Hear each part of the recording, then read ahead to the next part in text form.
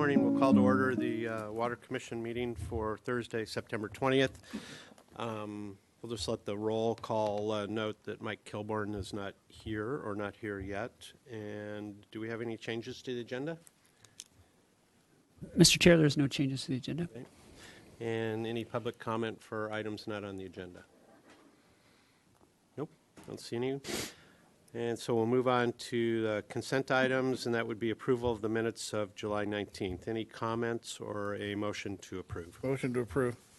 I'll second. Any comments? Nope. All those in favor? Aye. Aye. Any opposed? Thanks. All right. Let's step right up to business, the Extraordinary Water Use Adjustment Administrative Policy. We could probably put some initials on that to make it sound better, right? So take it away. Good morning, Chair Jordan and Commissioners. In fact, we probably should put some initials on that to make it sound better, right? Yes, we will work on that. Good morning. I'm Kathy Taylor. I'm the Water System Manager, and I'm here to present this item. And the city has had a long-standing policy designed to respond to customer service needs when there's been extraordinary water use that has occurred. And recently, we have updated the administrative policy for that.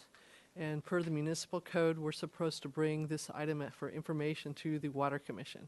And this morning I have Teresa Lancey. She's the water distribution supervisor over metering, and she's going to explain to you what those updates on the administrative policy are. So with that, I will turn it over to Ms. Lancey. Thank you, Ms. Taylor. Good morning, Mr. Chair and Commissioners. This would be just a brief overview for you, just to go over what the policy is and the new changes to it. So as Ms. Taylor mentioned, we have had a long-standing policy. It actually was first introduced back in our past drought in the late 1980s, early 1990s. And it provides partial relief on extraordinary bills for increased water use issues, things like hidden leaks, undetected line breaks, and other circumstances shown to be beyond the reasonable control of the account holder.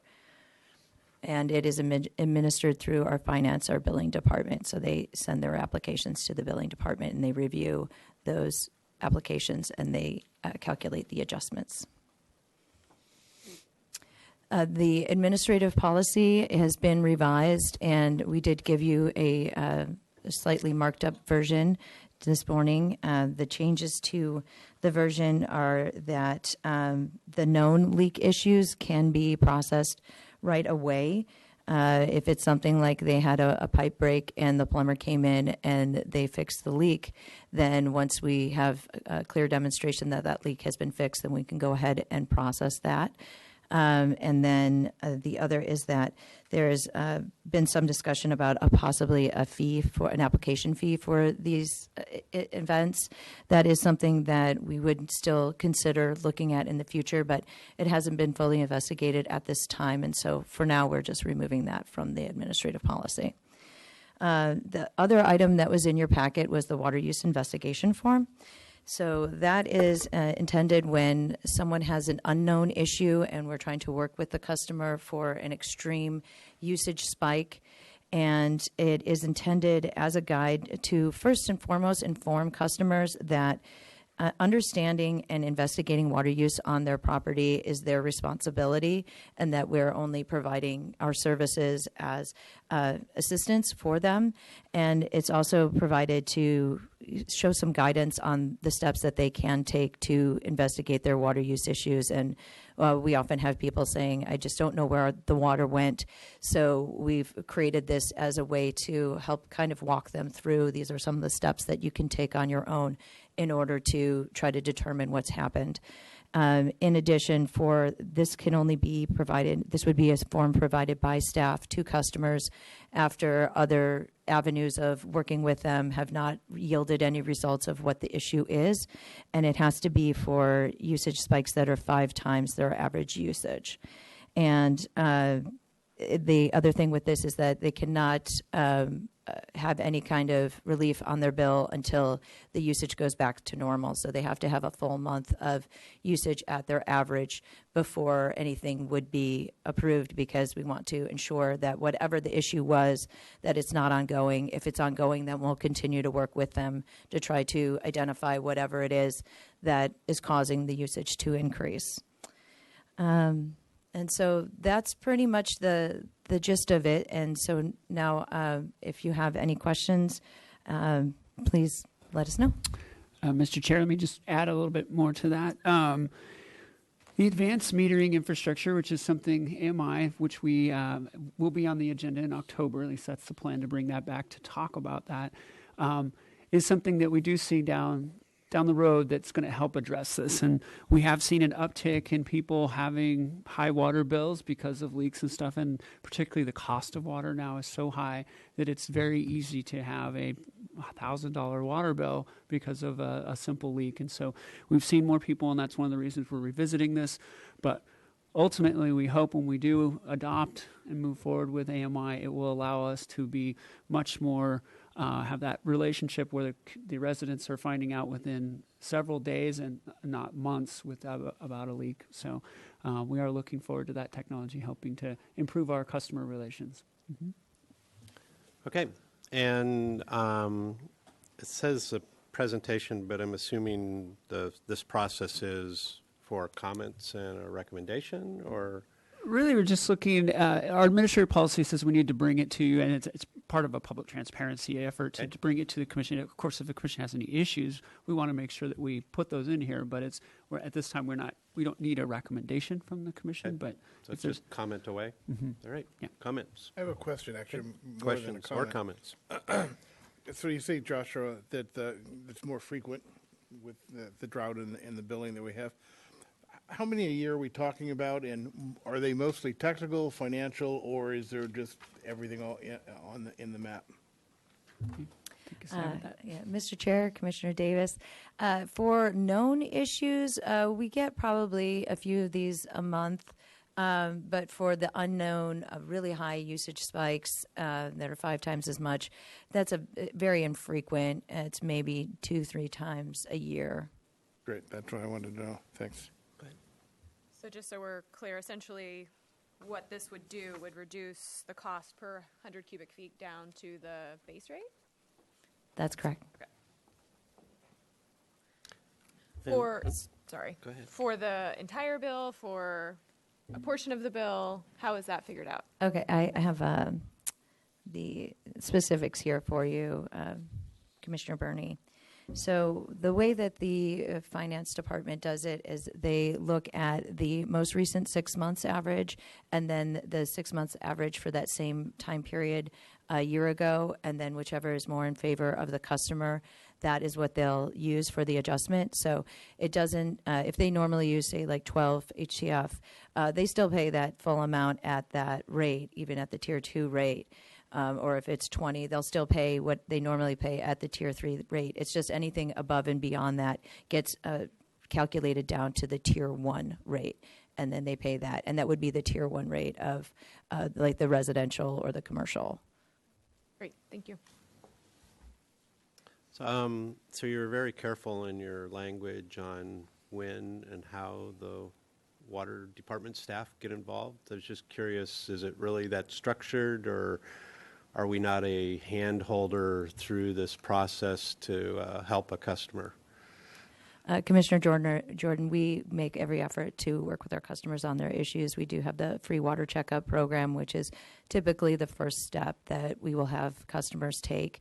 For some reason, sometimes people deny that step. Sometimes they want to jump straight to the water meter. I will go out, or my staff will go out to check the water meter functionality, ensure that there's nothing happening on the water meter side. But beyond that, we can, depending on the style of meter, we can try to track their usage for a period of time to assist them. We really do take customer service very seriously, and we try to do everything that we can to assist the customers. And do we just have do we have a low percentage of people that aren't signed up online, paying online, and being able to see their historical usage online already? Commissioner Jordan, I don't know the current numbers. I know it's been increasing. I think maybe a quarter of customers are on that, but that would just be, all right. yeah, definitely not the majority. All right. So I'm still signed up for that AMI test project, right? Okay. And then my other question was on this sheet. When you get to that point, I'm confused on what the object is, because what you kind of explained the object is this would walk me through some other things I might do. But to me, it looks just like I'm answering trick questions, because if the goal of that sheet is actually to prompt me to go do those steps, right?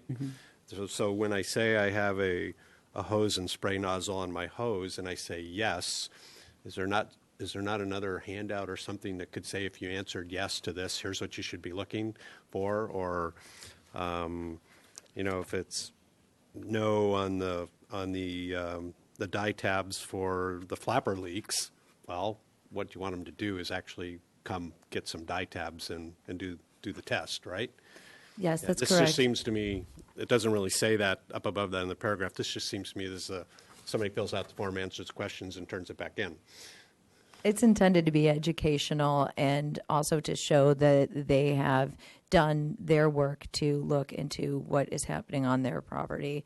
And it also is something that then we have in our records, so that if anything came back in the future and they say something contrary to what's on the form, we have this documented. I guess if I was doing this, I would rephrase the questions so that if you answered any yes or you answered any no, there's additional action to be taken, because there's obviously questions that go back and forth. You could answer yes to some, and those lead to additional actions. You could answer no to some, those lead to, and you could just rephrase the questions and put in your paragraph above that if you answered no, there's some steps you should be taking, or if you answered yes. And that way, when somebody goes down the list, they're right when they're answering the questions, they're going, I got some work to do, rather than I just answered the question and moved on. So That's excellent feedback. Thank yeah, you. it's time and money, I know. So it's just next time you revise it, maybe. I think it's also helpful, and I'm sure Teresa, we even have Ursula here from Finance and Jen, they could add to is just some of the stories. Like, I think that's maybe help to give an example, and I know one that I think it was Ursula was telling about a woman who had dementia, and she was out watering and just kind of wandered away from the hose, and her husband didn't realize that she did it, and so it was on for a couple days before they noticed it. And this is a couple who uses 3 or 4 HCF, something really small, and then all of a sudden their water bill was like 40 HCF. And how do you grapple with that? And of course they were on a fixed income, and so it's working with people like that to help them understand it, because part of it is in the regulations. We're not supposed to have open hoses. We are supposed to have automatic shutoffs. That's part of how we try and keep accidents like that from happening, particularly when we're so sensitive to it. So part of that is working with folks to educate, but then also having kind of a safety valve to recognize that this was an extraordinary situation, and we are focused on customer service, and an incident like this, every 5 years, is something we can work with you on. And so it's just one example. I'm sure Teresa's got a lot of Concerned now because my wife will want to remind me how many times I walk away from a hose slow soaking a fruit tree. Exactly. Arturo. Yeah, thank you, Chairman. I just want to follow up on your recommendation. I think it's a good idea to have some way for the customer to understand what it means to say yes or no to these questions. So maybe a guidance document. I think the form should be as simple as it is here, just yes, no. But because you don't want to intimidate them in terms of if you go here, then do that, and that makes it. But if you have a guidance document that tells you what does this question really mean, and what we really want you is to go ahead and check this, do that, and maybe you don't need it because you don't have that, but that'd be useful to have that as a guidance document, both online or if someone fills it out and they get the document. Mm-hmm. That's a great idea. Thank you. One of the interesting parts too in this is a learning lesson for me. I'm like, well, we have our free water checkups. Why aren't people taking? Well, there are some people who just do not want people coming onto their property, and that's fine. And that's kind of what this was set up to. But we're also encouraging people. We offer this free service. We'll come out to your house and we'll basically walk through a lot of these items with you. So, but it's we're trying to accommodate all of our different customers. Mm-hmm. And I'm also appreciative there's a red line version that you've put on our desk today that removes collecting an administrative fee for your time spent, which I think is a good deletion because we should be in a position to help our customers rather than just line up to charge them. And if that does cost us money, that should just go into the big pot of spreading amongst all the ratepayers as a cost of doing business rather than something you a la carte charge somebody for. So thank you for that. Any other comments? Nope. Nope. Okay, so that's all you need? All right. Thank you. Thank you. So we'll move on to the next topic, which is the Memorandum of Understanding for Montecito Water District Groundwater Sustainability Agency. Another one needing an acronym. And then we don't know what they mean.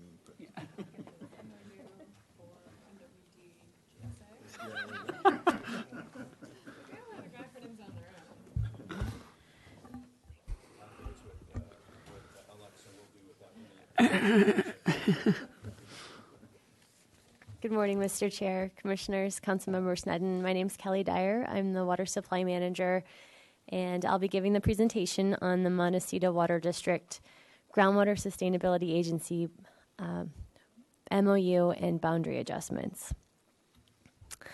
So I'll give a brief SIGMA regulatory overview, talk about Montecito Water District's challenges and the key reasons for the Memorandum of Understanding with the city, and then discuss the proposed groundwater basin boundary modifications as well. So the Sustainable Groundwater Management Act overview, also known as SIGMA, we did provide a detailed overview of the act and what that means at the April 2018 Water Commission meeting, so I won't be going into a lot of details and background on that since that is available online for anyone to view if they're interested. But generally it is for the management and use of groundwater in a manner that can be maintained during the planning and implementation horizon without causing undesirable results. And it really establishes a framework for sustainable local groundwater management. The state has determined that certain basins, which are ranked as high or medium priority, are required to go through this process. They are required to form groundwater sustainability agencies under SIGMA and also develop groundwater sustainability plans. Basins that have low or very low priority have the option. It's not required by the state, but it is a tool that local agencies can use for management. And in May of 2018, the State Department of Water Resources released their new rankings of prioritization.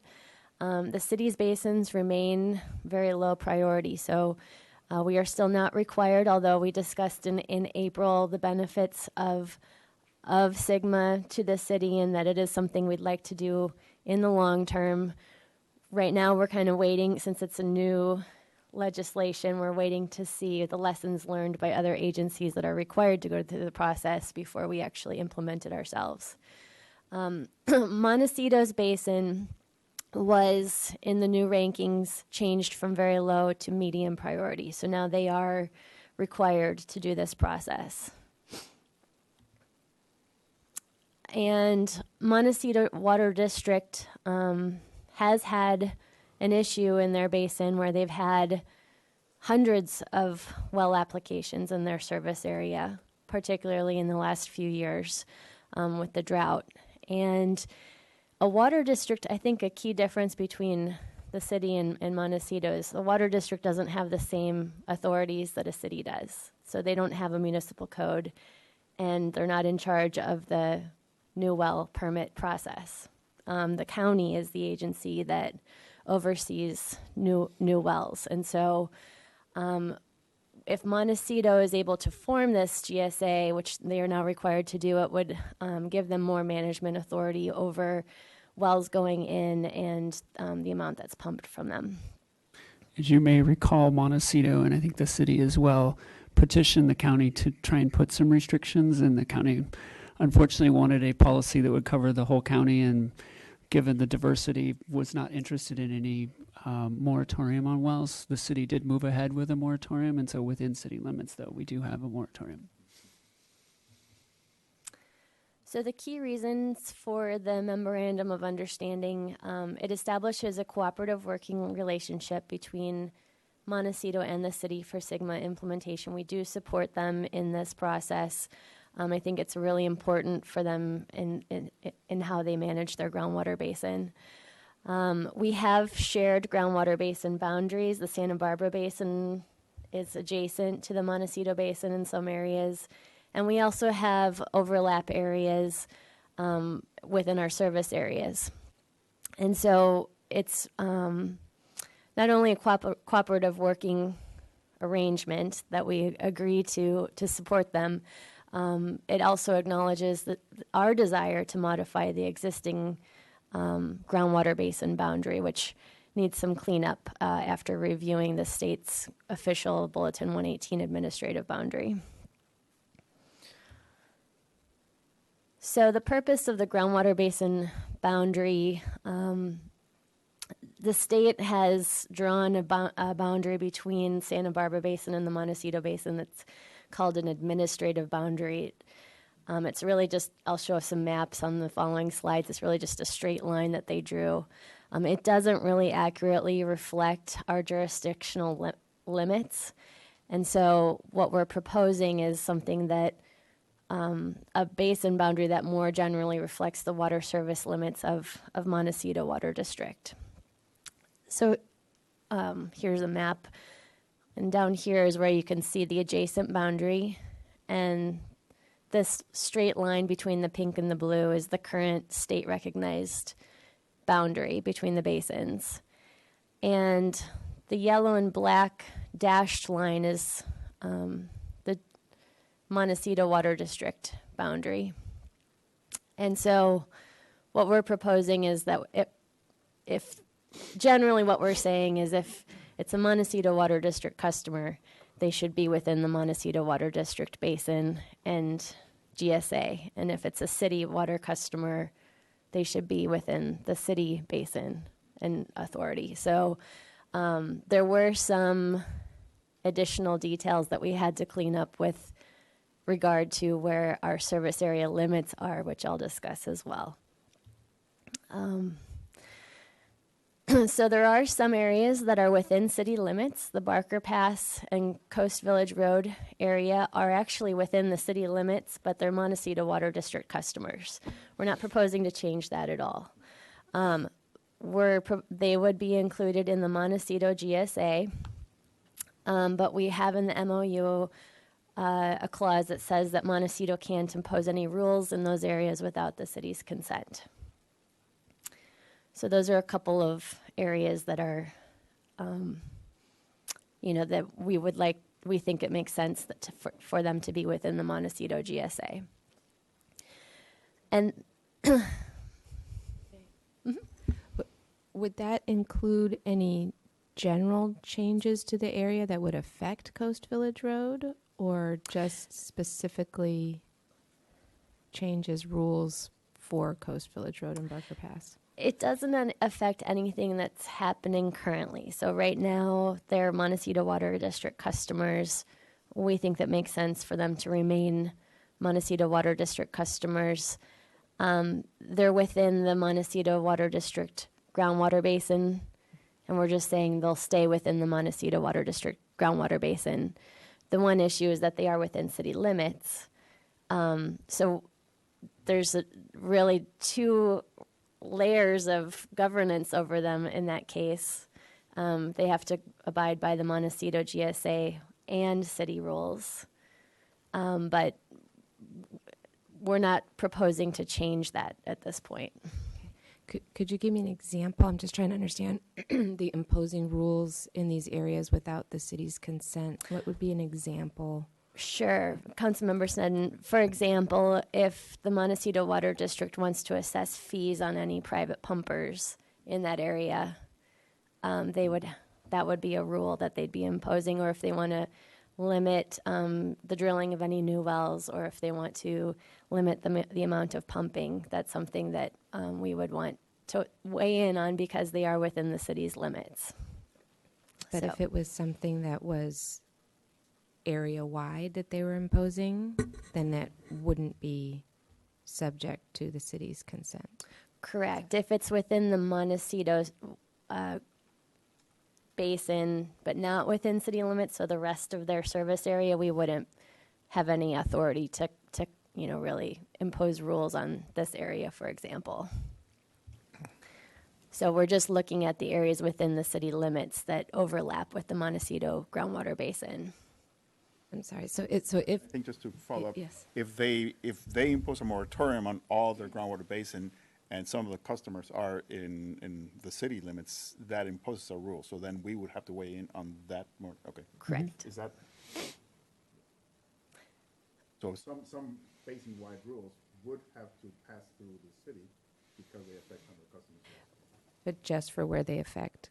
We wanted Barker some Pass and protections Coast for those residents or property owners that are within city limits. Kelly, I have questions on the map, but we want to wait till we get to the maps. Sure. Okay. Okay.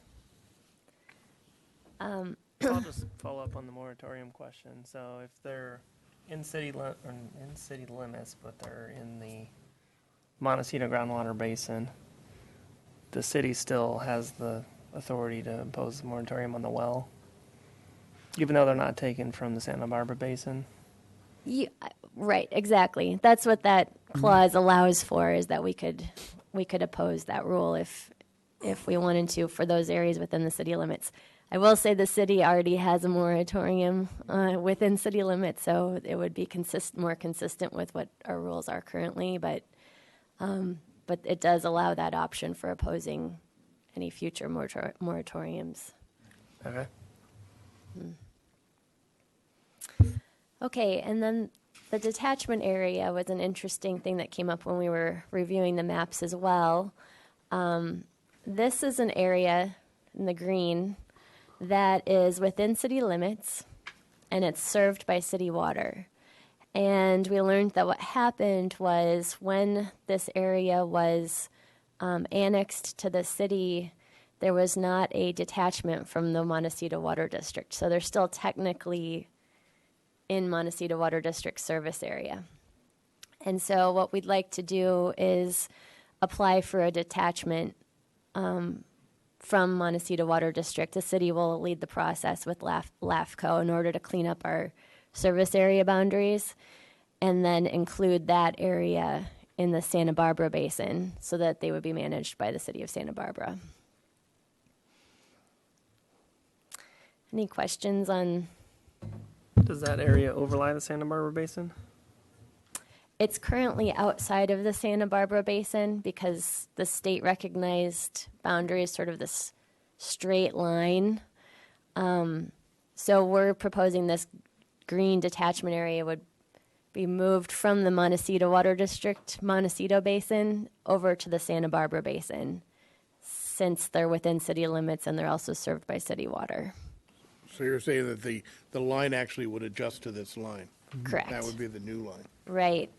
And so if we go back here, the current line by the state is just a straight line between the pink and the blue. And we'd be proposing this red line. So this area would become pink. Yeah, And then down here, this area would become blue. yeah.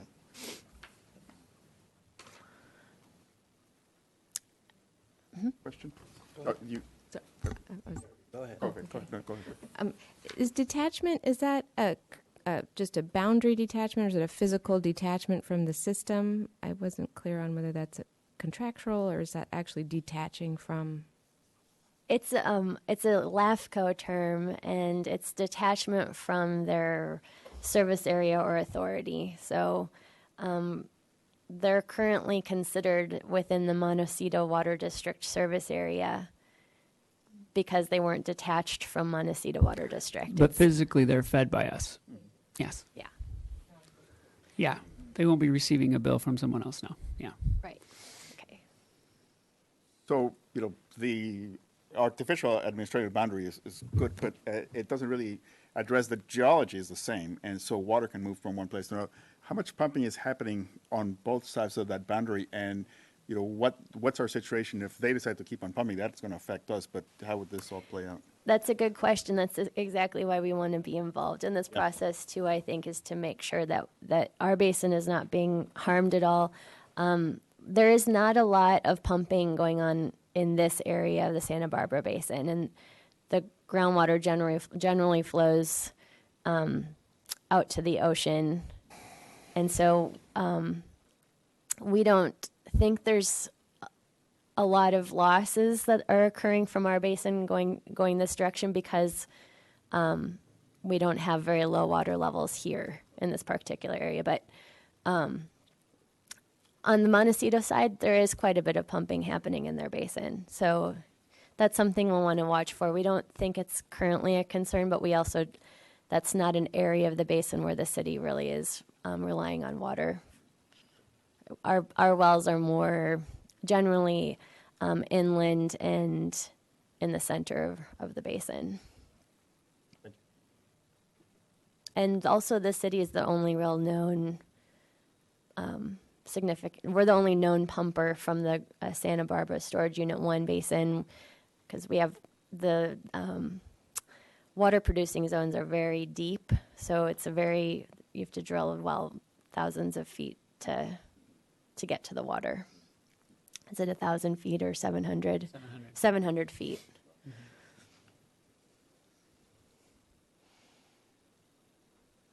So it's expensive wells. Mm-hmm. Any additional questions on the MOU? Was on the last slide here. My question actually had to do with the Barker Pass area, which is not shown there, because I'm a little confused.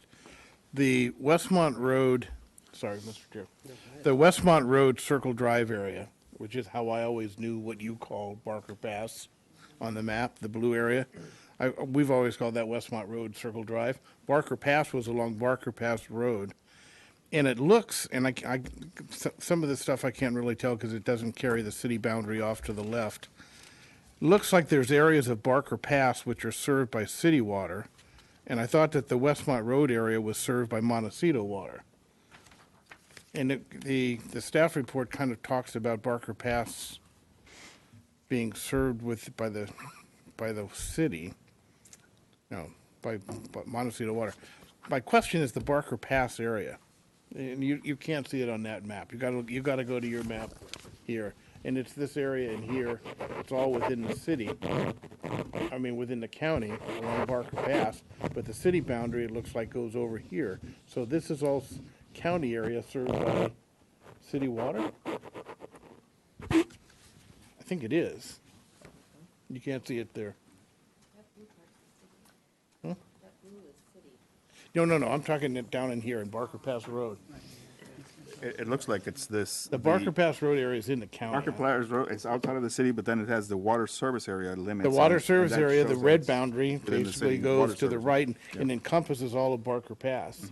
So it's within the Montecito Water District jurisdiction, correct? Now, according to this, it shows the city water district boundary going here. Well, it's outside the city limits, but within our service area. Yeah. Yes. That's Barker Pass. And that looks, at least on the map, it basically says that it's in the county, but within the city service area. That's correct. Okay? Yeah. But then you call this area Barker Pass, which is not. It's Should we, maybe it needs to be renamed to yeah. something Barker else? Pass is actually this area where it is also a conflict area or an overlap area. And then this is a different overlap area that's, Westmont Road. Okay. Okay, He considers this the Barker Pass area. yeah, This we is- can look at we the can talk naming with convention. Montecito Water District about renaming that, see if it's an issue. It sounds like it's just a labeling issue on the map. Yeah, but it's also missing this the actual Barker Pass area which appears to be county area served by, within the city boundary. That's not mapped at all. It's at least as an overlap area. It's not colored, you know what I'm saying? Yeah, I do. That's a So good. if you're trying to specify the areas, Yeah. because in the actual MOU, that's the other thing, again, just technically, you're talking about that there's an overlap in Barker Pass, and you call the Westmont Road area Barker Pass. It's not. I don't think geographically I it's hear you. called that. Yeah. Right? Barker Pass, there is an overlap, but it's the opposite, Yeah. okay? Do you got? Those are good comments. We'll go back. Just to be yellow or something? Yeah, right. All this area here All this area should be yellow. should be yellow. Those are good comments. Ali will talk with Montecito Water District about those. We didn't catch that when we were reviewing the maps. Yeah, check on that one, because I'm pretty, Yeah. pretty sure, but, can never be positive. Then my only other question is, this is a great MOU. The one thing I noticed that we called out that the city has land use control, Montecito Water District doesn't. Are they pursuing any type of MOU relative to this with the county to deal with the land use issues and new wells? Do you know? I can't speak for Montecito Water District. I know they have an MOU with Carpinterias, which is an adjacent basin. I don't know if they have an MOU with the county or not. Yeah, I was assuming that if they're going forward with the groundwater basin study, that in fact the county's going to have to be part of that in some form because they are the overlying land use jurisdiction. All right, because we speak in our MOU that we, the city, has land use control over our area, but they don't. So, it was just I was wondering whether they were pursuing that at the same time. And anyway, thank you. Yeah. Well, thank you for your comments too, and we'll look into the maps. We'll work with Montecito Water District to get any corrections made if necessary. So, Other some good questions? questions. Other questions or comments? I just had a couple questions really on just sticking my nose into the to GSA. So the act says that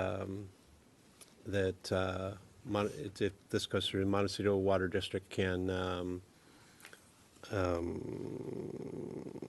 register wells as part of as forming this basin. But does that extend to existing wells or just new wells going forward? Registering, you mean tracking which wells exist? Well, I don't know. That's what it actually just says. It says you can register, charge fees, require reporting, but you can't require them to meter. And I'm just curious on as they move forward on this, and we know they have I don't know, whatever you want to call it, a well issue that's undefined right now. How good a job do they get to do on determining where there are wells and what they're doing? Is that just from this point forward? Is that going backwards to wells that exist? If they can't require metering, does that mean that basically the only option they have eventually is to report out, and the state water board or the regional board can then eventually not be happy with what they're seeing and then push down regulation to require metering to actually show what's being drawn? So kind of just in that big picture, how do we see that our memorandum is benefiting us on their actions as this plays out? Those are great questions, Chair. Mr. Chair, our Assistant City Attorney, Dan Henschke, is here today, and I think that stand up. yeah, he can take your question. Come on up. Honorable Chair, members of the Commission, the whole purpose of SGMA is to allow, or actually require. Push the button. It was green before. It lies. Groundwater agencies that have impacted basins to regulate the use within the basin. So the answer to your question is, can they go backwards and regulate existing wells? The answer is yes. It's part of the management plan that will be developed by the Groundwater Sustainability Agency. One of the purposes of SGMA was to empower water districts and agencies that don't have police power like cities and counties do to have regulatory authority, and more specific regulatory authority with regard to the basins. The whole purpose is to maintain a sustainable yield within the basin while protecting groundwater rights. And so the agencies are going to have to balance how those regulations occur. What will happen in Montecito, we don't know. In terms of the other question about the impact on the Santa Barbara Basin, as Kelly mentioned, there's not a lot of impact on our basin. The whole purpose of the MOU is to adjust the boundaries to correspond essentially to, in most areas, the jurisdictional or service boundaries that currently exist. So they have the ability to regulate within their territory and without undue interference on So the city's you've been part of these discussions, right? I've been part of the discussions. I was actually a part of the Aqua Committee that wrote Sigma. So I'm just curious. So I'm curious in a couple things. There's almost a contradiction in Sigma that actually there's language there that precludes a GSA from metering, but includes language that says you have the ability to report or get reporting. So I'm curious, how does that contradiction play out when you're looking at actual reporting? The metering restriction is not entirely, does not apply to all wells. There is the ability to determine the amount of water that is being extracted. There's some exemptions for small users. There are a lot of technical details within Sigma that are the product of political compromise. Yep. So the best answer I have is it's a product of political compromise, trying to balance regulatory needs, preservation of the water resource with overlying water rights. And is there kind of a recognition that, historically, when somebody's put a well down on private property, it's been viewed in a residential setting as a de minimis user? But is there kind of an acknowledgement that we're way past that in Montecito areas? With regard to Montecito, I don't have any ability to answer that question. Kind of one of the big questions, isn't it? Like, how much water are they actually pumping out of the ground on those private property wells? And right? since it's their groundwater basin, it's a big question that they're going to have to answer as part of the Sigma plan, because the overall objective is to maintain a safe yield. Okay, all right. So, Mr. Chair, I have seen in certain areas where they will correlate electrical usage for a well to a flow. It's pretty consistent typically. I mean, talking 510 GPM, and it has a certain draw. And so they can correlate that to a flow rate and do some without having an actual flow meter. Yeah. But it does give you an idea of how much is being extracted and could ultimately be used to assess a fee for use of the groundwater. I don't know if that's what they're doing here, but Right. So there's alternatives. You don't actually slap a meter on the hose. Okay. David? I'm ready for action. Okay, so we're looking for a motion on a recommendation to council. I make a motion to recommend to council staff recommendation, including any adjustments to figure A2 staff deems it appropriate. Is there a second? Second.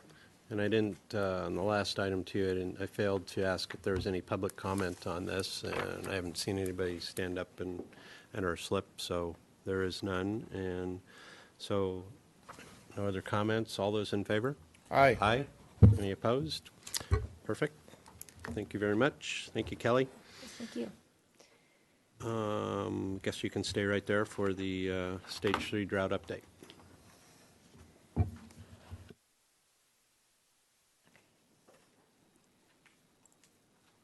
right. Are we ready to start? Okay. All right, I'm ready. All right, so the outline is to go over the drought status, the demand status, water supply status. We'll review our current water supply strategy, and then our water conservation supervisor, Madeline Ward, will be giving an update on the water conservation program. So this is our updated chart from federal agencies that put together a U.S. drought monitor. And as you can see, our area is in severe drought, and the rest of the state is starting to look a little dry as well. We now have the 7 driest consecutive years on record in the Santa Barbara region, which makes it the new drought of record.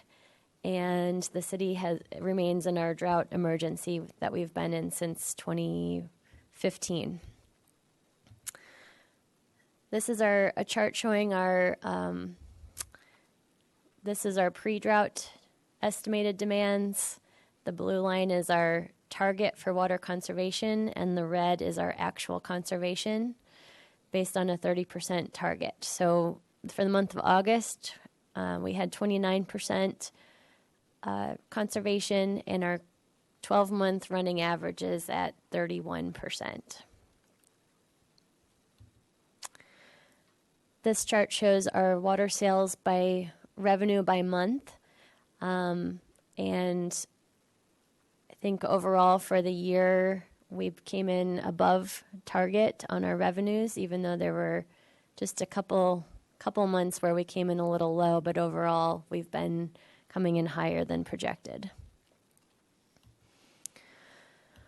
Water supply status. So Gibraltar, as of September 17th, was at 3,700 acre feet, roughly.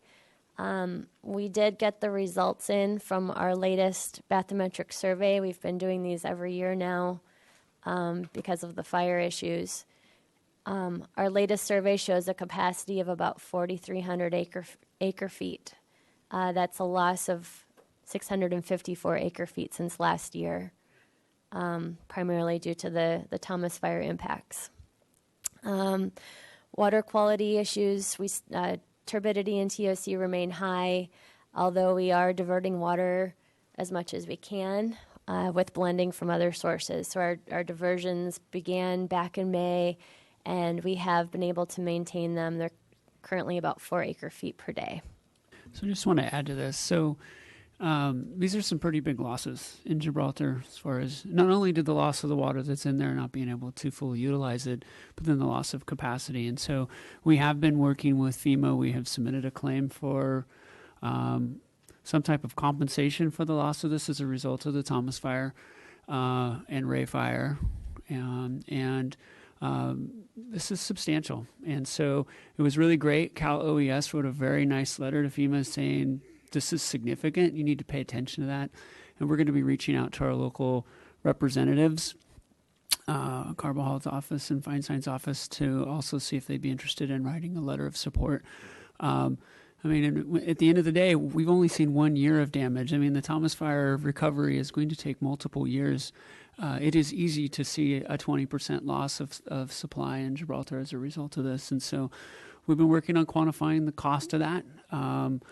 Whether that's sediment removal from Gibraltar, whether that's some permanent wells in Gibraltar to help be able to mitigate for some of that, or whether that's moving some of that impact to desal. So we're looking at all those different options and working with FEMA to see what is most palatable for them as far as potentially offsetting some of these damages. But this is big. This is big for us. Absolutely. And we really only had one storm event following the Thomas Fire, and that February storm. And it's when the storms come in. I mean, now we're in a place, we would love to have some rainfall, but when the storms come, that's when we start to see the damages resulting from the Thomas Fire. After the Zaka Fire, I believe we lost about 2,000 acre feet of storage in 1 year from our Gibraltar capacity. So it's a big deal. All right, so Sorry, if I may ask a question. So all of that is national forest area, right, around it? And so talking with them to see what they can do for protecting the watershed more with some buffers right by the recipient areas, that might be useful, no, to see what opportunities there are there, no? Because they have to manage that, but talking to them. correct. Yeah, it is. A lot of things are somewhat outside of our control because they're federal lands. But COMB has actually, they're going to be discussing on Monday their looking into a water quality and sediment management study for the Kachuma watershed, which Gibraltar is part of that watershed, and there might be something that comes out of that study that we could learn from that would be helpful for seeing the watershed scale improvements that can be done. So Kachuma is currently at 61,900 acre feet. It's about 32% of capacity.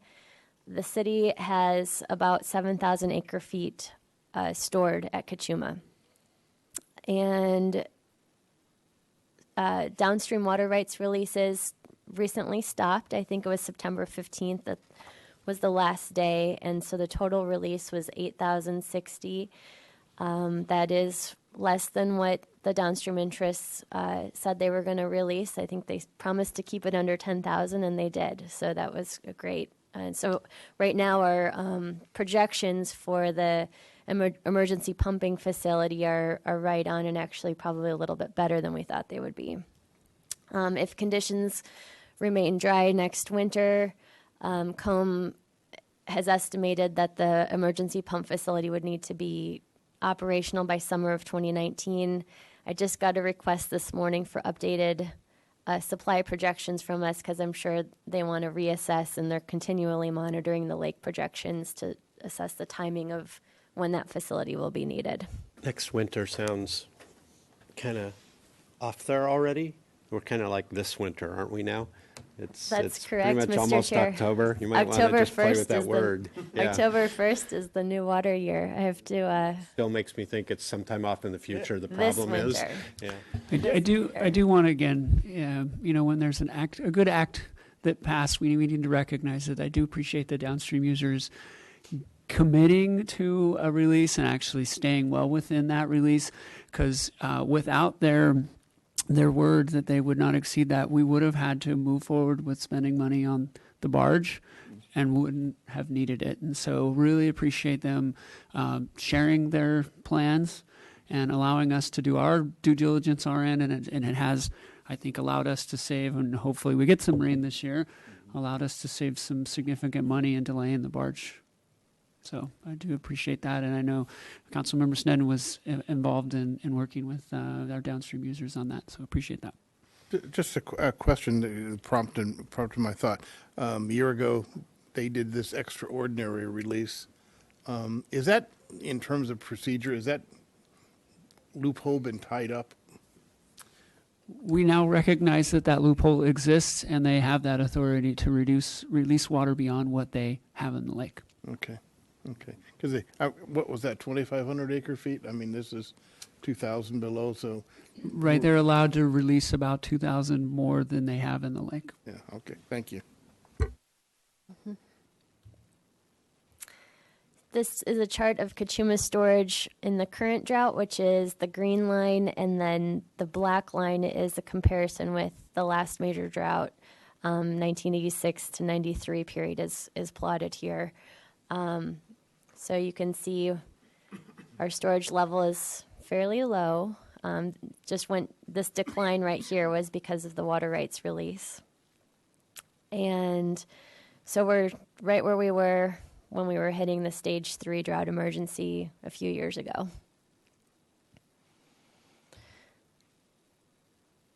2019 Kachuma allocation, Kachuma member units submitted a joint request of a 40% allocation. This was based on modeled available supply, and a letter was sent to the county on June 18th with our request. The county requested an extension prior to submitting our request to Reclamation, and then subsequently sent a letter to Reclamation requesting a zero allocation. And they provided some charts associated with that, which essentially any available supply for water beneficial use, they show as evaporation, and just allowing for more years of evaporation in the lake. We didn't agree with that assessment, and actually think that they did not follow the contract, the Master Water Service contract that we have, where they are acting as our agent. And their obligation was really to submit the joint request of the member units for the 40% allocation. So where we are right now is the Bureau ended up issuing a 20% allocation on August 17th and said that they would reassess conditions next spring. I've asked the Bureau what they would like to see differently in the modeling and the projections, because really we're going to show the same thing, that there's a available supply for 40%, potentially more, and they did not really respond to that. So we are a little confused, and we're internally going to be discussing what to do about this, because we do feel that the county did not follow the contract in this case. Imported water, continue to maximize our delivery to Kachuma of 280 acre feet per month. City's imported water available, we have about 45 acre feet in Kachuma, so it's the end of the summer, so we don't have a lot of state water stored. After going through the summer months, what happens in the winter is we end up building up our storage and then using it in the summer. So it's a little low right now, but I expect it'll get built up again.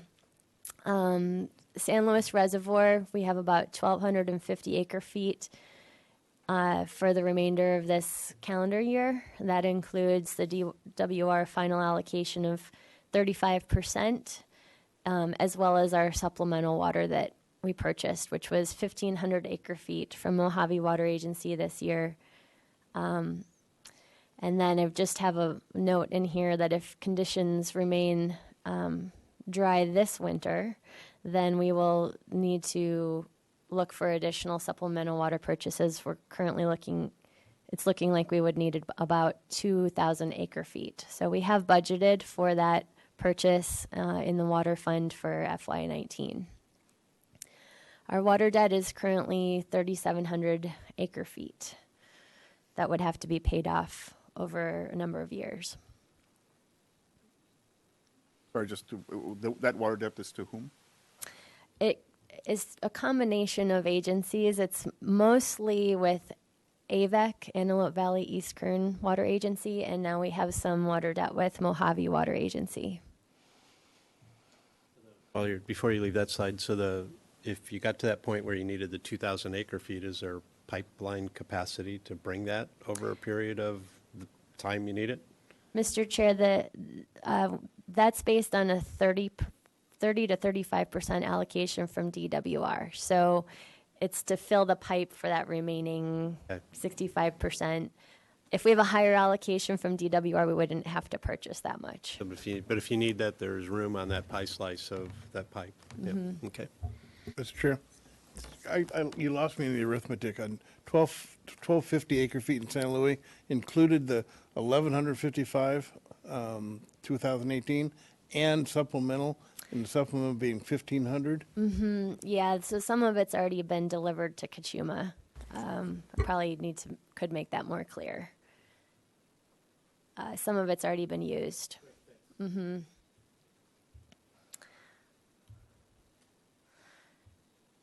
So groundwater, we used our groundwater, couple of our wells at a limited basis this summer. Seasonally from May through September, we're in the process of shutting down the 2 wells that were online in Storage Unit 1. We had City Hall well as well as Corp Yard well online, but we are in the process of shutting them down.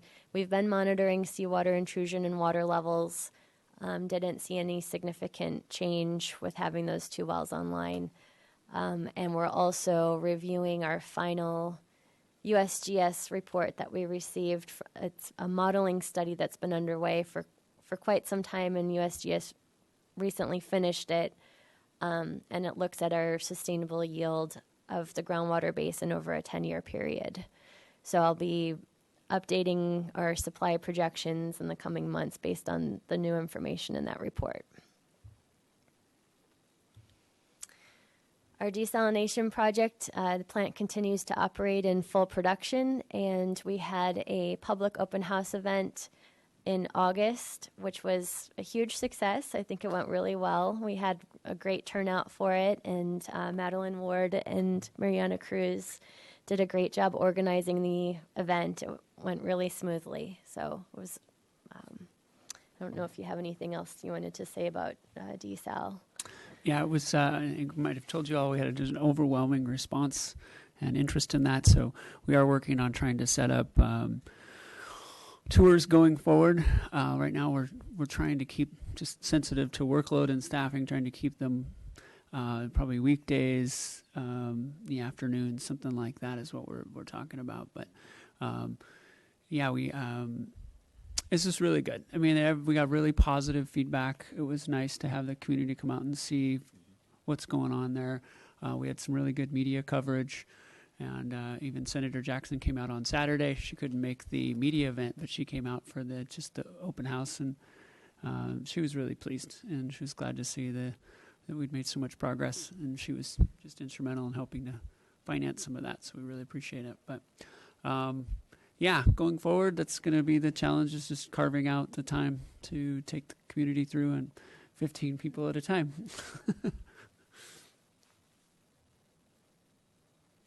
Recycled water, our plant is currently operating with a maximum production capacity of 1.7 MGD. The secondary aeration project is expected to wrap up in early 2019, which we believe would increase the production capacity of recycled water. We'll have to verify whether it can meet the 3 MGD target that was originally planned. But the plant is currently meeting all the demands on the recycled system without any augmentation from other sources. Keep in mind the plant was down in August due to this piping failure, and again, an issue that we are working with the designer on to try and resolve. So our water supply strategy. Got a few questions on the last section that might make more sense before we go forward. Okay. Starting with Gibraltar. So the water quality is pretty poor right now. When does it get better? Is it the next rain comes, flushes it all out? What's the thought there? Mr. Chair, Commissioner Burney, it is somewhat of an unknown. In our past experience after the Zaka fire, it took a few years to really flush it out. The year prior to the Thomas fire, we had a really good experience with the water quality, but that was quite, I think it will take a few years of flushing the system out before we can get to that point. Yeah. And it's pretty common that after a significant rain event, we aren't able to use the water for a few weeks anyways, and this was more prolonged than what we normally would see. Yeah, we're at 10 months. Mm-hmm.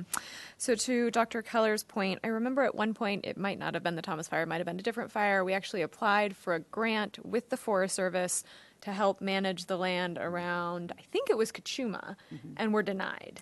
Correct. So what you're referring to is called the Burn Area Emergency Response Report, which outlined a number of actions, including hydromulching, I believe was on the list, and all actions that the federal agencies could take, and it was denied.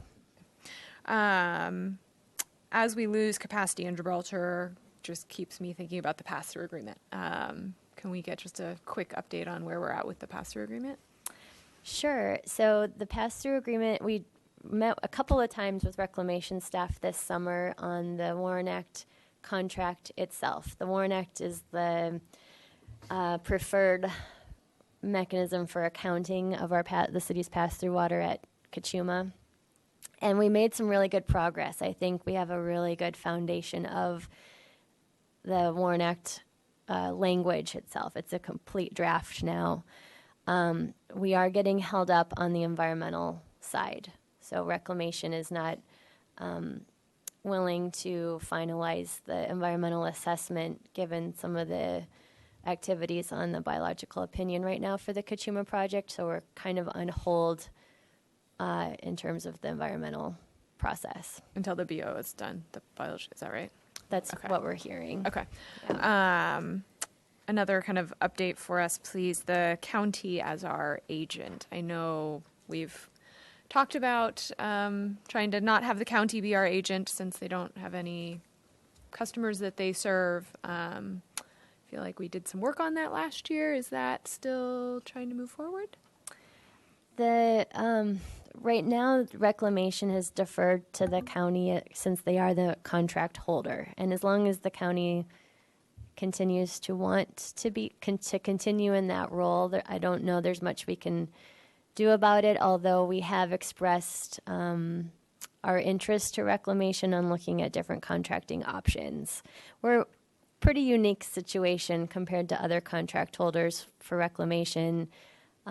Usually it's the actual water purveyor that holds the contract. This is a unique circumstance and the county also has a recreation contract that they're benefiting from as well. So it's a unique situation for sure. And we don't have much progress, I can say, other than just continuing to voice our questions and concerns about it. Commissioner Bernie, can I make a clarification? So there are two different issues going on, and I know this. One is for the state water contract, which is currently administered to the county, and then there's the Kachuma contract. And I think you're interested maybe in both of those, and Kelly maybe can speak to the state water contract as well. Sure. The state water contract that came to the Water Commission a while ago, and it was unanimously approved by the members of Central Coast Water Authority.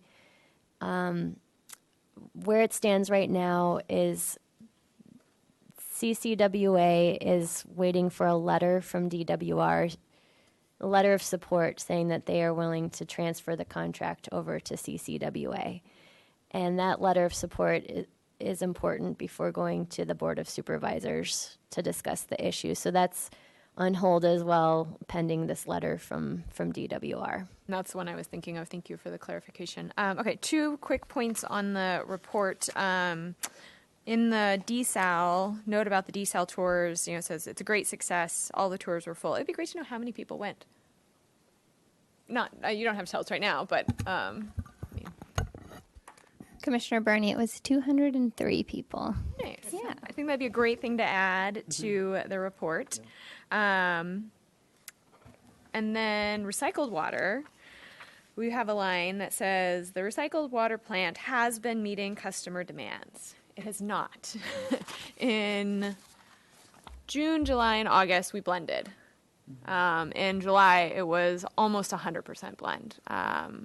So that's 120 acre feet in July, plus it looks like another 60 in June, and August, maybe another 40. I think it's important that we're really clear that we're having problems with this recycled water facility, especially as people are trying to increase recycled water. We're not there yet. So I think we need to update the report to reflect the fact that it's actually not meeting customer demands. At the moment it is, but it hasn't been all summer. Could I just ask that? So Commissioner Bernie, I think that's a great point. There is in the next sentence, it says the plant was shut down periodically in the summer of 2018 due to unexpected pipe failure. So what you're looking for is revising the first sentence to say maybe has mostly been meeting customer demands. Sure. Okay. Yeah, that's fine. Because, for you, it maybe means that we shut down the plant because of pipe failures. It means that there wasn't, we had to use blend, but there's no comment in here, and somebody who doesn't live in this doesn't know that we were blending for the majority of the summer. Majority of the water, I don't actually know if we should say majority of demands, because during the summer it wasn't. So since 2015, we haven't had an incident until this summer, and I believe it was about between 100 and 200 acre feet that we used from blend water. Yeah, it was definitely at least 200, because it's at least 120 in July alone. So, I mean, I just think we need to be, I mean, okay, yes, majority since 2015, but we're still But having- you also could just be descriptive. Yeah. And indicate that, in fact, we had met the demand to this point, then we had problems, and we had to blend. Just say what happened. Yeah, yeah, I just think we shouldn't glance over the fact that we've been having problems this summer with the, And again, I like the comment, it sends a message to those other people that are wanting us to expand that service. Well, we're not quite there in what we've got, so it is just being consistent with what happened. Good comment. okay. Thank you very much. Thank you. I'll pile in. So what that paragraph also begs me to ask too is, what are we going to do with the extra 1.3 million gallons a day come spring? Because we don't have ability to deliver that to somebody who needs it right now, right? We're running at demand, and our demand is our existing purple pipes. And so we're going to get up to 3 million gallons per day, hopefully. So what are we doing to use that? Well, that's a great question. We wouldn't send it through treatment, so that would probably go out to the ocean until we can use it. I know that Mr. Hagmark's been discussing with a couple of agencies, La Cumbra Mutual Water Company and also Montecito Water District have expressed interest in buying recycled water that would be surplus to what we need, and really looking at temporary agreements while we have the surplus, because in the long term we may actually want to use that recycled water for ourselves. We've been Both of those examples would involve new pipe, though? They would involve new pipe. At others' expense. At others' expense. Right. Because we're interested in seeing what happens with potable reuse, direct potable reuse, before we would extend any of our pipelines any further. I eventually think this is an exercise in futility too, because we should be going to potable reuse, but that could be 20 years from now. Right. God help us. Okay. Can I back up one on the groundwater too then? I'll chime in on that one too. So one of the fun of this month's agenda is it got me to reacclimate myself with SGMA. And SGMA actually has a definition of sustainable. And I'm just wondering, as a very low priority basin, are we still subject to SGMA's definition of sustainable yield in a groundwater basin? Yes, we are. It's So I'll paraphrase, and then you tell me how we're doing. Okay. But the paraphrase is that a sustainable yield has to be offset by a natural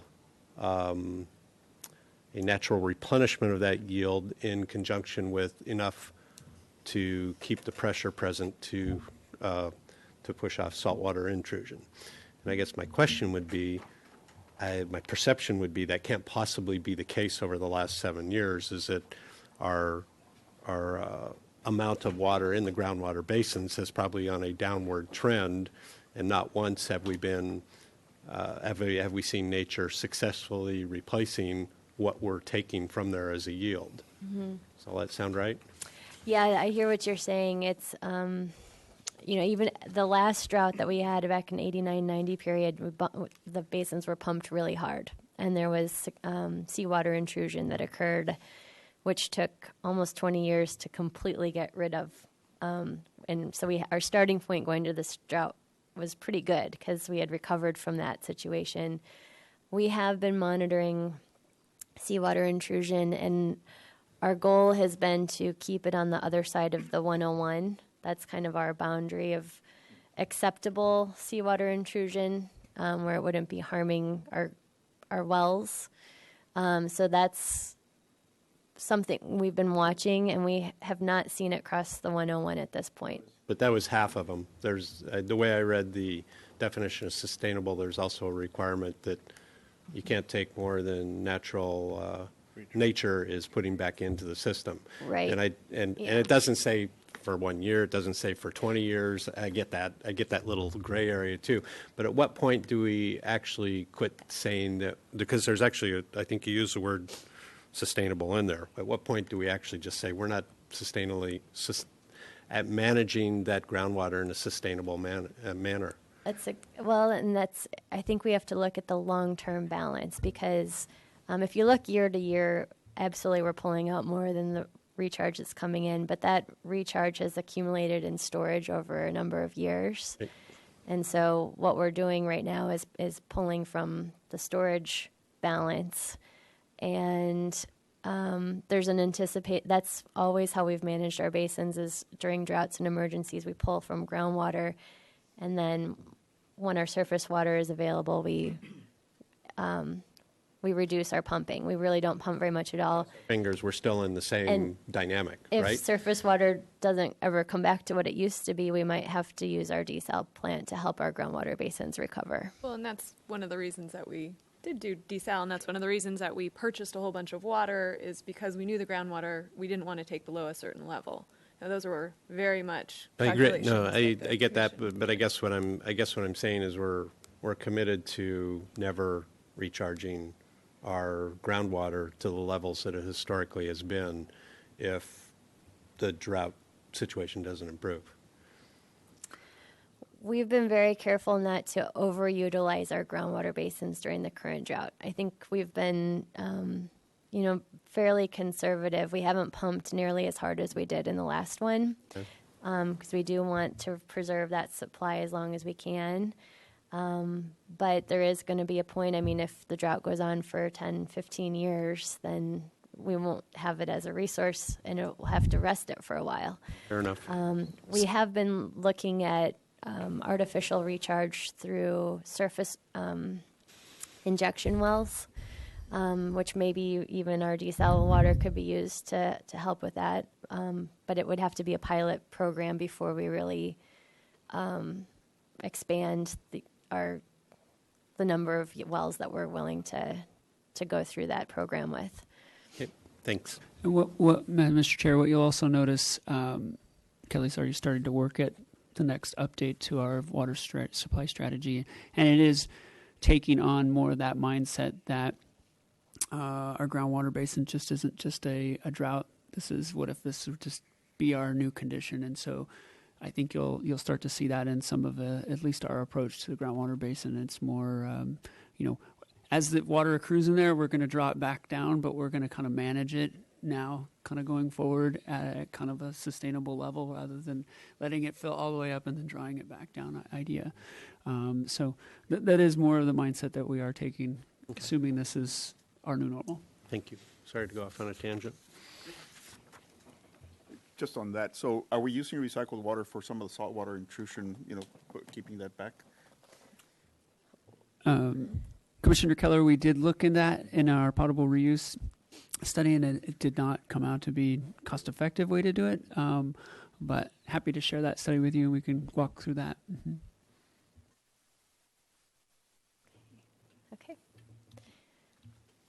Okay, so our water supply strategy, this is similar to what we had shown a few months ago. I will be updating it in October timeframe with the new water year. But we had two scenarios. One was with Gibraltar, where we were able to use some of the water, and then the other one was without Gibraltar.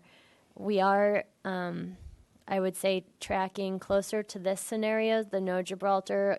We've been able to use some of the water, but there's been other issues with some of our other supply sources that are in the long term. By the time you get out to 2021, that's looking more like what our gap would be.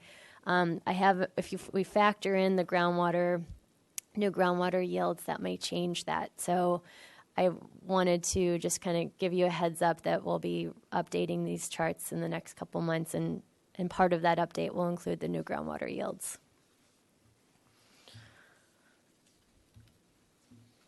Okay.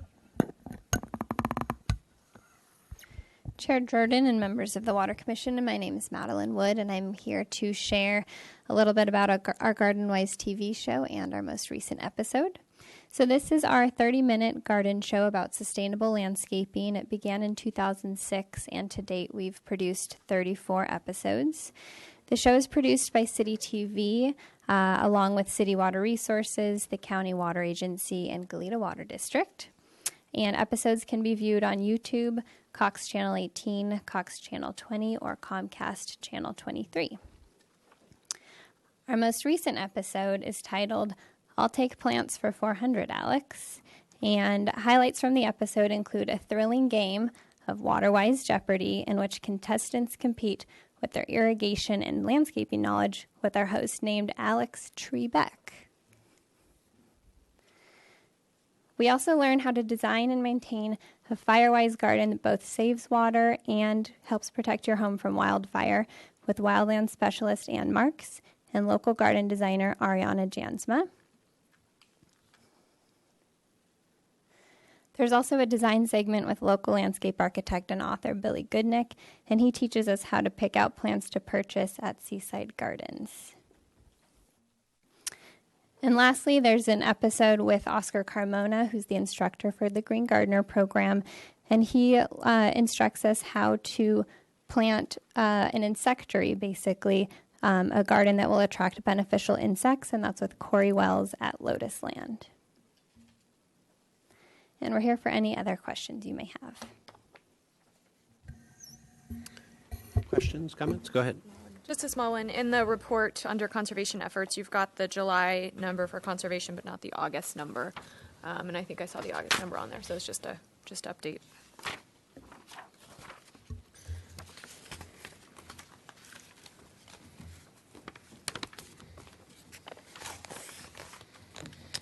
So noted. Nothing else from Ms. Dyer? All right, you're off the hook. Mr. Hagemark, you're up on the next item. Water System Manager's Report. So, Mr. Chair, Commissioners, we have a few things I want to accomplish today. We have our standard update on all of our supplies and stuff, and then I also want to wrap up with our work session that we had on the 4th and kind of what staff took away and if there's anything else we want to add to that. So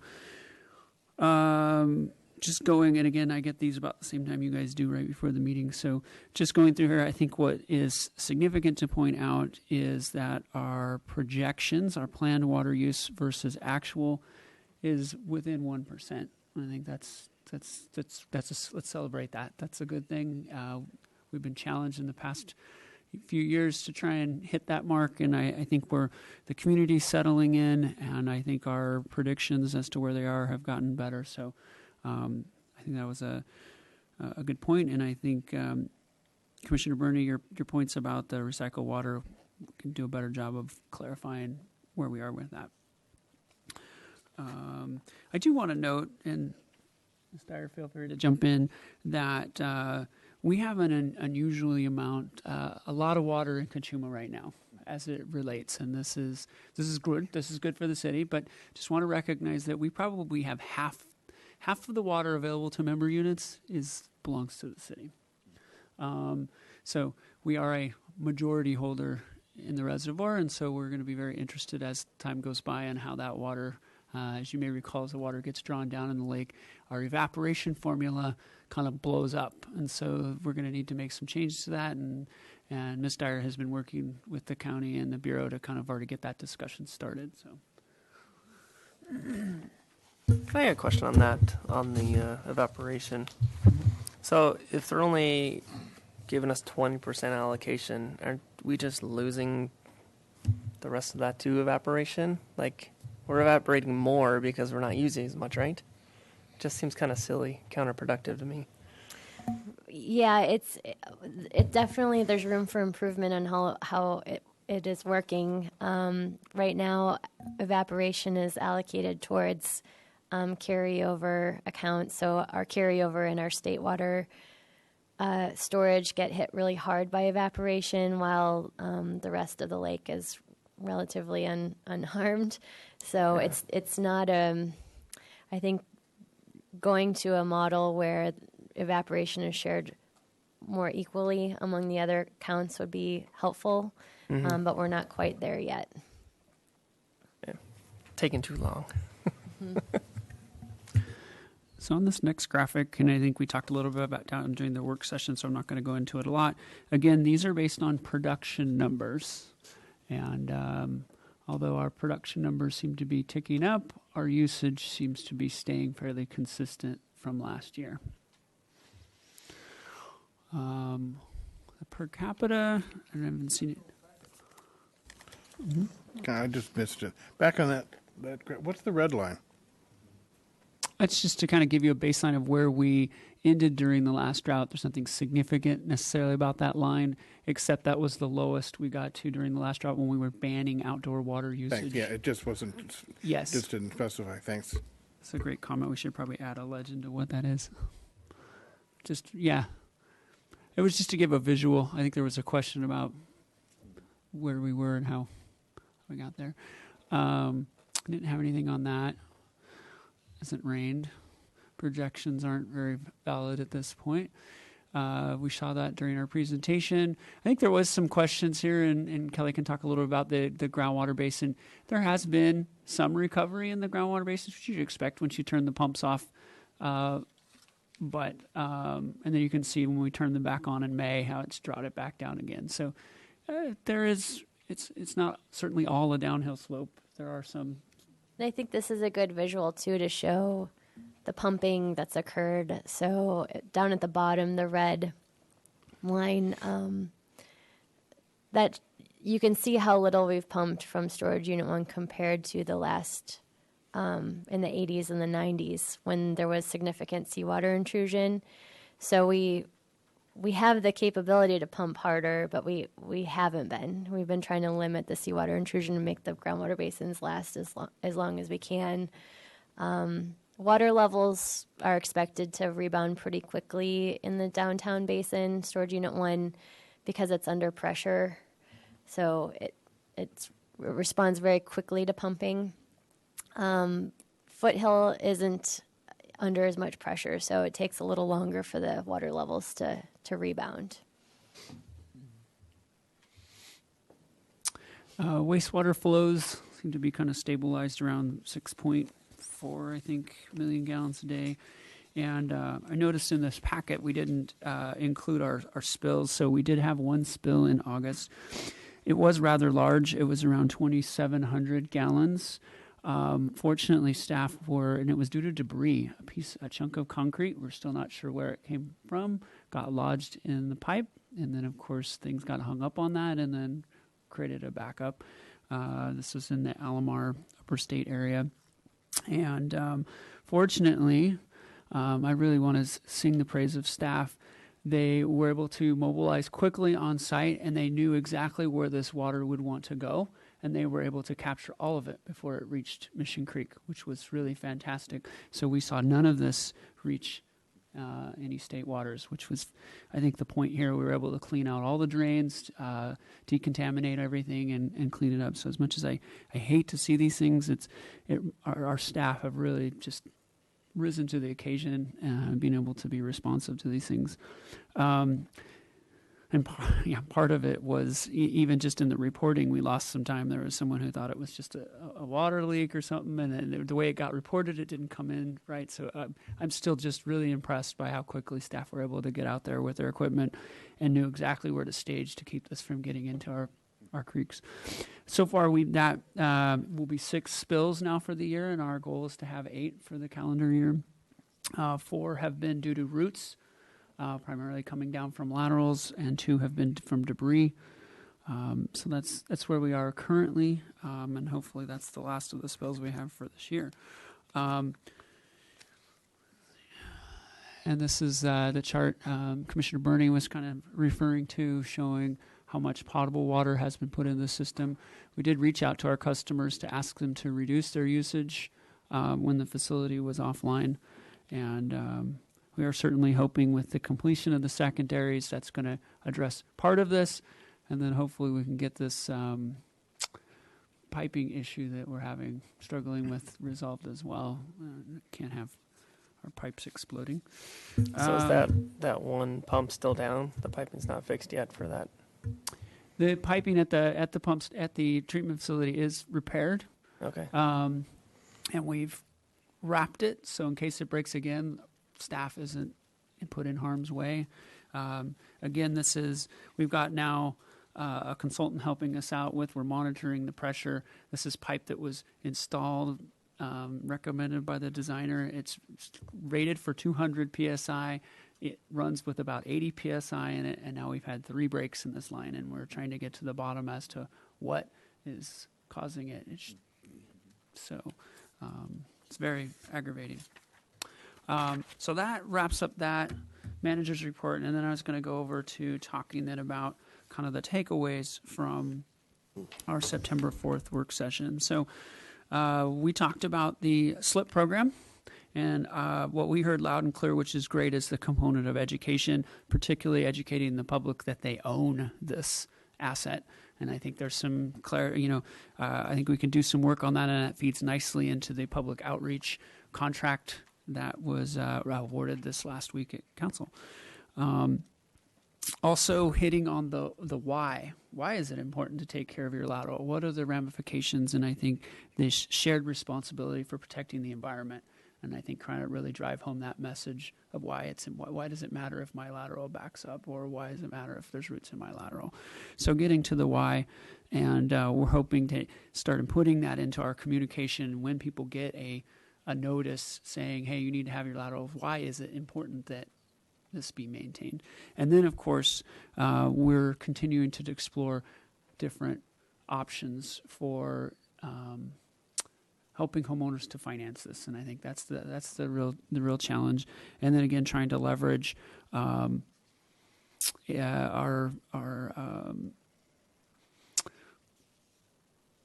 parts of the community to help get that message out. I know Heal the Oceans is interested in carrying this message, so we're going to be reaching out to them to see how they might also help to drive home how important it is to maintain these laterals. So that's what I got from the SLIP program. If there's anything else I missed on that, just jump right in. And then on the water supply messaging, I heard that we want to make sure that it is absolutely clear to the community that even with desal operating, conservation is absolutely paramount, that we continue with that. And I think from the usage that we're seeing in the community, we haven't lost them. Like the conservation remains consistent, so that's good. I did hear there was some interest in a recent creeks survey that went out. I was able to get a hold of that and see kind of the general messaging that was in that. And I think that some of that stuff would be absolutely perfect, and we're planning to do that with the long-term water supply plan to try and get how people are actually viewing their water. The particular question, I think, was ask the community whether they thought that their sewage and stormwater go into the same pipe. And what's interesting about that, and important, is in San Francisco it does. And here it doesn't. It was separated, 100 years ago or whatever, 20s it was separated. But it's a great question. It's getting to the point of, well, how do people understand? So when we're trying to prevent rainwater from getting into the sewer system, and people think it's all connected, what's the big deal? But that's not how we're set up here, and that's why it's important that we keep rainwater out of our sewer system. So I don't know if there was any more to add to that. We do think that doing surveys are important, in particular trying to make sure that we're in touch with the community on this. And long-term water supply plan,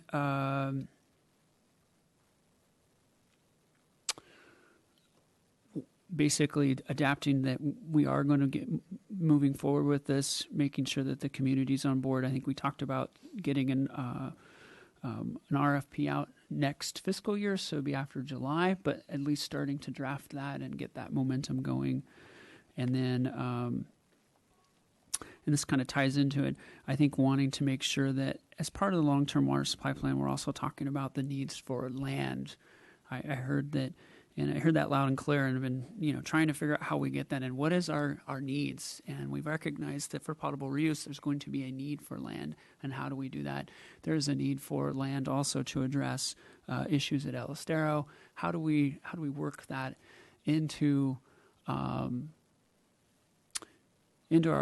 planning as we're going forward? Because it's one of those things that it really needs to be planned in advance when opportunities become available to, whether it's to move the fire training center to the airport, when do we capitalize on those? And so how do we make that known that that's a necessary for the water resources? So still trying to figure out how we get some of that worked in there, but certainly the long-term water supply plan hopefully will address some of the potable reuse land needs. potable reuse legislation. Commission wanting to make sure that we're doing all that we can to push that along, make sure that both the state and federal level know where we stand on that. And I think some of the things that staff came back and we talked about is making sure that the Water Commission is plugged into some of the trade publications that are out there, in particular ACWA, the Association of California Water Agencies, and then the CASA, California Association of Sanitary Agencies, who's talking about this on a regular basis. Water reuse, these are all agencies we belong to. There's regular communication from them that I think might help the Water Commission on some of these to let you know, because we are members and we are pushing, they're carrying some of our messages well. There's also, I'm going to send you some more information on Department of Water Resources puts out a newsletter, a daily newsletter, and it has links to discussions going on all over the state related to water issues. And if you're not getting that, it can also be really helpful just to stay in tune. And then, of course, the State Water Resource Control Board, who's driving all of this, is providing some regular updates on their website, and we'll be sure. I feel like sometimes you guys are sending me some of this stuff at the same time, so I think you guys might be tuned into some of this stuff. And then, of course, we have the work that we're doing with NWRI and this coalition to try and put together a plan for how we would do potable reuse and get that in front of the state board so that they can make sure that fits into their regulations. We already have potable reuse in our legislative platform, so should something come up, the council's already given staff the authority to write a letter and basically of support. So I don't know, do we hit the mark on that, or is there additional information or additional actions you're looking for related to that particular legislative platform issue, potable reuse? You know, the State Water Board also puts out, for all the regions, they put out a daily digest on, they apparently employ somebody up there to read all the newspapers and then put out a link with a 2-sentence narrative.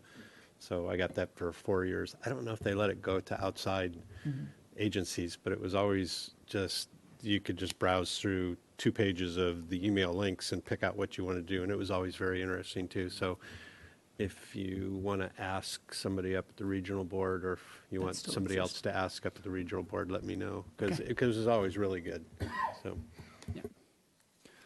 And then the last thing I had on here was emergency preparedness. I put that under that category, having to do with this recent communication from SCE that anytime the wind blows and it's dry outside, they're going to turn the power off.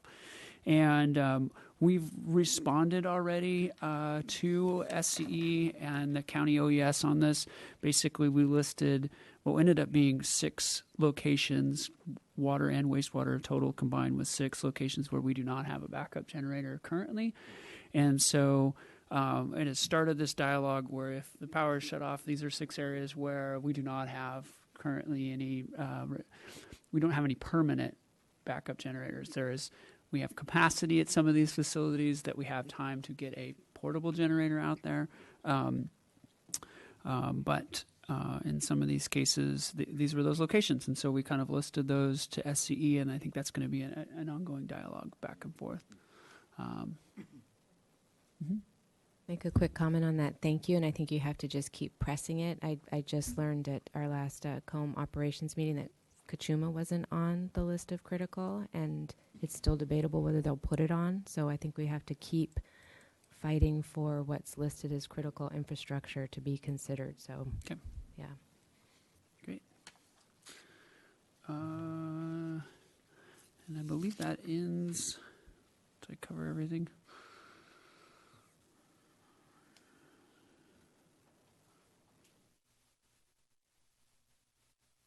I think that covers everything. Unless there's any questions. The word of the day, according to Chair Jordan, is Zanjero. Is that right? Zanjero. It's the Spanish name for the water supply manager. Zanjero. So one of the books I'm lugging around is a book on Mulholland's role in the formation of Los Angeles. And of course, you know, he was like a water raper and pillager, I guess, or a water wonder king, but they used to have just basically dirt, channels, and then the guy who managed a channel was called a Vanjero, I guess. I don't even know if I'm saying that right, Vanjero, and I'm saying that like the guy I am, right? Yeah, I'm sorry, and that phrase then began mutating over a lifetime. But the whole idea of a water manager or a water czar, if you speak, goes all the way back to like the Pueblo occupations of the West Coast and how they started managing water, just a guy with a shovel, digging a ditch to get water from here to there. So it's kind of interesting, as history is. I'm assuming you started to put that sign on your door, right? So maybe not. Any other closing comments? Fun items? Okay. Well, first of all, Zanja in Spanish means ditch, so that's where San Pedro is. Okay. All right. Okay, makes it ditch. So a couple of points. One of them on the first one, on the slip, one of the conversations we did have was, how do we help people who all of a sudden are hit with, they have to fix this. And so I think that's an issue that we need to discuss further. I think that's important to keep it on kind of one of the main topics. I talked to people after the meeting about this issue, and everybody freaks out when they figure out that, they're going to get a $10,000, $15,000, repair bill. They're not prepared for it. So that's, I think, important to keep that in there. No? And then on the emergency preparedness, any of those 6, are those, any one of those is mission critical and important in terms of, us being able to provide water or sanitation? The last 6, the ones that you mentioned that did not have permanent emergency backup. So some of them we have backup plans for, and I can list a few of them that are on this list. So we have Cater cross-tie pump station, which moves water up to tunnel, and we do have the capabilities of bringing in a portable generator. We have plans to try. Unfortunately, there's a generator sitting there, but it runs another set of pumps, and the question is, could it also do these? And there's some complications with that. There's the Rocky Nook pump station, which is a kind of a backup pump station that we have, but it was certainly critical during the fires, and one that we brought a pump station, or we brought out a generator in. The Ortega groundwater treatment plant. So basically, we'd be unable to treat our groundwater, so we'd have to shut down our groundwater supplies. Again, a temporary few hours, not going to make a huge deal. Corporation Yard, our well, again, another one that does not have a backup generator, and if it's a short-term thing, we've got adequate supplies to take care of that. We have 2 lift stations. They're very small lift stations. They do have some capacity to store sewage at those locations, and then we also have the ability to send a vacuum truck up there to alleviate that. But certainly ones that we have on our emergency radar that if that happens, we can mobilize generators to go up there. And then, of course, the desal plant, which is recognized that it's not reasonable at this point to have a backup generator for that, but it's anyway, we put that list. And desal and El Estero happen to be on the same circuit. El Estero does have a massive generator that can offset that power. Yep, so we do have that coverage. So all in all, we've done over the years kind of built this network and have quite a bit of backup support at most of those locations. But I think it's important to know if we're going to be shutting off the power frequently, what we need to get in place.